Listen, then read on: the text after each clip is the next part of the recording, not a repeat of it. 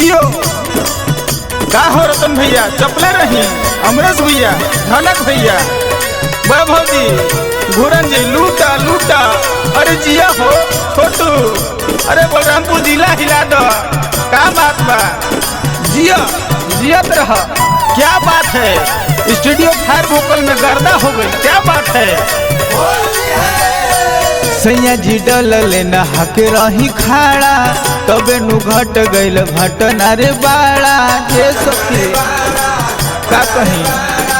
सैया जी डलल नहा के रही खाड़ा तबे नु घट गइल घटना रे बाड़ा। सभे डाले कर सखीर तोर बेहाल बिया रहते सोझा बतार के हथियार देवर रंग डाल दिया। रहते सोझा बतार के हथियार देवर रंग डाल दिया। भौजी लाज लगेला यो से कोई समझीर बा होली में परमिशन होला तबे लगावत मीर बा तबे लगावत मीर बा।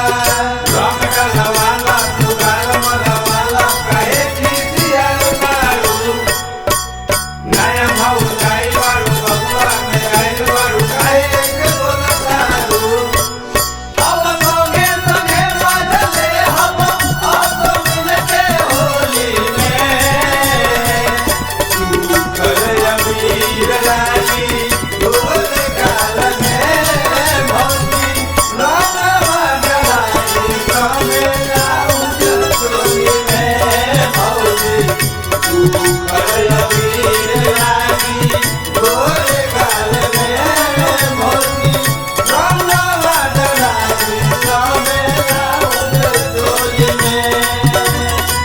रहते सोझा बतार के हथियार देवर रंग डाल दिया। रहते सोझा बतार के हथियार देवर रंग डाल दिया। केकर मन हम करत रही पूरा यारवो के सपना बनै हर में अधूरा। नया नया दूरा सभी नया नया दूरा। होलिया में बड़ा दुख देता रे मरद भी डाले भर पेटा रे। भर पेटा रे भर पेटा रे। कैसे बची है इनका लोग से कलर दूनो गाल किया रहते सोझा बतार के हथियार देवर रंग डाल दिया। रहते सोझा बतार के हथियार देवर रंग डाल दिया। देवर भाभी के होली होला पूरा न मानल जाला हो। देवर देवर नहीं से पूछा कैसन ओकरा बुझाला हो कैसन ओकरा बुझाला हो।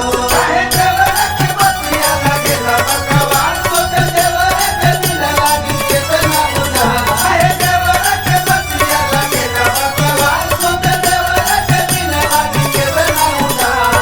साल भर भैया रहे तोर आज भर हमरा के डाले बनर जनी देवरा के गिरी गाली। चिचकारी लेके बानी हम का बनावला जुगा बोलान रंग कहानी। चिचकारी लेके बानी हम का बनावला जुगा बोलान रंग कहानी।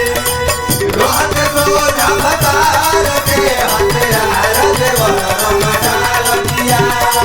रहते सोझा बतार के हथियार देवर रंग डाल दिया। शर्मा विकास के हम कैसे मनाई कुछ देर बाद फिर रंग डाले आई। रंग डाले आई सखी रंग डाले आई। गजबे बरद हवे वैभव विकास उनके ही सोझा होता सारा सत्यनाश। सारा सत्यनाश सखी सारा सत्यनाश। अपने में बतियावे सभे गजब भौजी माल बिया रहते सोझा बतार के हथियार देवर रंग डाल दिया। रहते सोझा बतार के हथियार देवर रंग डाल दिया। रहते सोझा मतार के हथियार देवर रंग डाल दिया। रहते